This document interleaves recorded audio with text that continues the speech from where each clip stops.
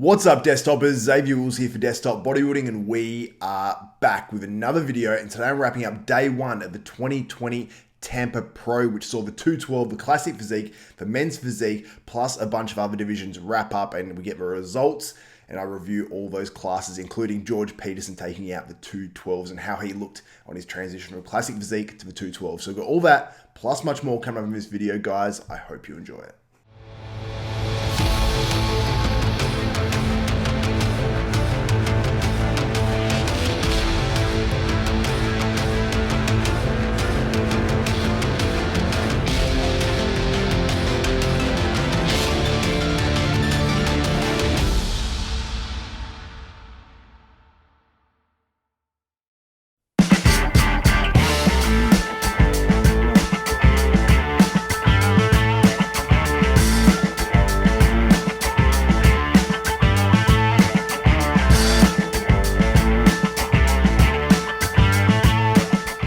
What's up, Desktopers? Now, before we get into this one, I want to encourage you guys, if you like and appreciate this contest coverage, please give me a thumbs up, smash that like button, also subscribe and hit the notification bell button. That way you'll be notified of every video that goes up for myself, Xavier Wills at Desktop Bodybuilding. We've got heaps of contest coverage like this, also contest coverage coming up in the future as well for future shows, because we know it's going to be a condensed bodybuilding season, so make sure you do subscribe. So let's get into this one.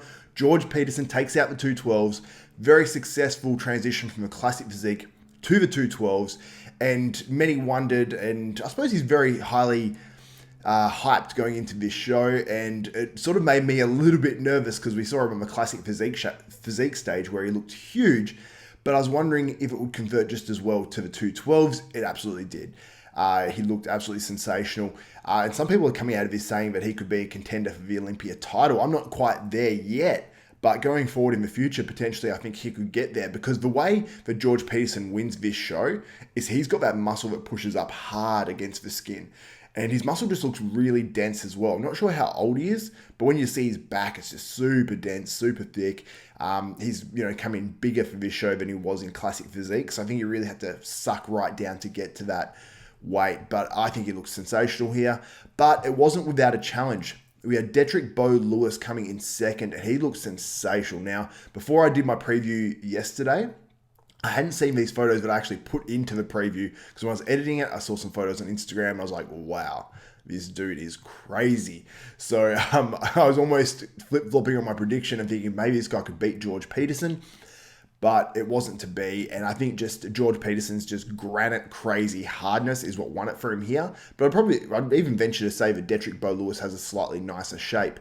Now, I didn't get to see the whole class on the actual on the actual stream, but I did see that some of his posing maybe didn't look as smooth as a George Peterson's or a Derek Oslin down in third. So I'll discuss Derek Oslin. He looked insane. This guy came out of nowhere for me. I hadn't seen this guy on the list or anything. I didn't notice his name at least anyway, and he surprised me. He looked sensational. Now, his physique is just amazing. When he does like a front lat spread, he's just packed with muscle. And he's got a nice shape, and his conditioning was good. Like, there's not much to knock on the dude, really. I suppose it's just a matter of just, coming in just even a tiny 1% harder and just, continuing to work on his physique, because he really does have a nice physique. I think that this was a tough top two to crack, and for him to crack a top three here was credit to him, and I think he'll get a win going forward as well. So I had my top two correct in my predictions. Third, I did have Santi Aragon, but it was Derek Oslin. In fourth, Aaron Clark. You got to say this is a pretty successful comeback, because he came in really hard here. The issue he has is his midsection can come out a little bit, but it looks more controlled than when I think he moved to open or something quite a few years ago, and it wasn't a successful move. It seemed like he couldn't control his physique. It seemed like it sort of blew out a little bit, but he brought it in great. His conditioning was really, really good. Not as pretty as some of these other guys physique-wise, but credit to him, he actually exceeded my expectations, and I didn't have him placing that high. Actually, no, I did have him placing that high. I had him in fourth place, actually. In fifth was Kevin Johnson. Very good physique, very balanced. The only thing I would say he does need is maybe a little bit more quad, but overall this guy has a very nice physique. And in any other show in the 212s, like, we're seeing how close it is now, because he could have placed very high, even won the 212 class in some other shows. So the standard of the 212 is going up. I love the class. I hope they keep it around long term, because I think it's doing sensational. In the classic physique, we had Deontre Campbell. This dude came out of nowhere for me, looked insane. Clear winner in my eyes, at least by the photos and video that I saw, just because Devine Wilson, who I picked to win, came in second, doesn't pose as well, which is so important in this class. So Deontre Campbell, well-deserved win. I can't wait to see how this guy compares at like an Olympia. I think he can jump straight into like a top 6 at the Olympia, in my opinion, because I was just extremely impressed by his physique. He's got muscle in all the right places. He's got a very small waist, which obviously allows him to add more muscle elsewhere because of the height and weight restrictions. Just very impressed with Deontre Campbell. No real weaknesses, and I think he's the most balanced guy up there. And Matt, in classic physique, often wins, but he also had some freakiness about him too, which I was very impressed with. Devine Wilson, as I mentioned, poses sometimes a little bit awkward. If he can get that down pat, I think he can go and win a bunch of shows. Now, unfortunately, he gets second here again. I believe it was last year or a year prior, maybe 2 years ago, he came second to Steve Lauria. So he's been very, very close, and I'm not sure if he's actually got a pro win as of yet, but a sensational look here. In third, we had Chris Hunt, who is no slouch as well. Great shape. Really, really good legs. He's a bit shorter than these other two guys, so maybe that hurt him a little bit. Maybe he needs a little bit more muscle to match up against the taller bodybuilders, but I'm not sure on his weight.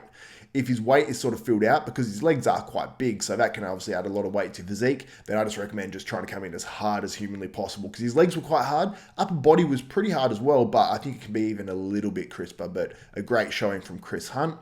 Jose Mart, he looked awesome, or Marti, I'm not too sure how you pronounce that. I think he could work maybe a little bit on his confidence on stage. I noticed he was posing in his free posing round, wasn't smiling. I don't know if he was cramping or not, but he just looked a little bit stiff. If he has slightly more quads from the front, I think that would sort of complete his physique a lot more. But overall, very, very impressive. Great upper body, and I think he's got a big future in the sport. Now, in the men's physique, moving on there, Andre Ferguson wins this, hands down. He is a top 2 guy in the world, if not the best in the world. Sensational. Not much more to say there. In the women's physique, we had Ivy Rain. She looks sensational. She's got a great hamstring hang. She's got a very pleasing physique. And she doesn't have too much muscle, which I think is a nice direction for women's physique, because it was sort of leaning towards turning into bodybuilding, which I wasn't in favor of. While I like the look, but I wasn't in favor of becoming a second women's bodybuilding. So Ivy Rain takes that out. In the women's bodybuilding, we had Dawn McDay. I don't think she's going to be a contender at the Olympia or anything, but a good showing here, and I think she deserved the win overall.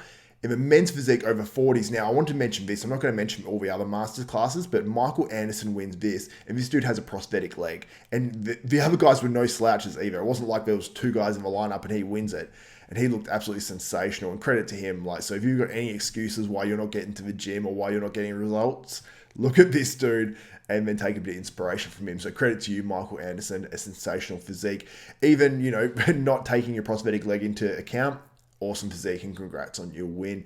So guys, make sure you subscribe and hit the notification bell button, because I'll be back tomorrow. I'm going to be reviewing the open class and all the other classes, the wellness and whatever other classes are on tomorrow, the figure, and I believe fitness as well. There's quite a lot going on tomorrow in the Tampa Pro as well. So make sure you do subscribe. Also, I've got another interviews going up as well. I've got 2 interviews going up in the next 48 hours. So there's a lot going on in desktop bodybuilding, so make sure you do subscribe. And if you guys like this content, please give me a thumbs up and smash that like button as well. And if you want to support the channel, one more thing, head to hostile.com. It's HOSSTILE.com. Enter ZAVE10. You'll save yourself 10% on the best supplements in the world, in my opinion. Like, their pre-workout speaks for itself. It's a 32-gram serve in Bloodshot, their pump product, and it's no fillers. It's no carbs or anything added in there. It's just legit ingredients. So make sure you check that out. Awesome. They've got awesome apparel as well. So that's it for another video. For Xavier Wills, Desktop Bodybuilding, we are out.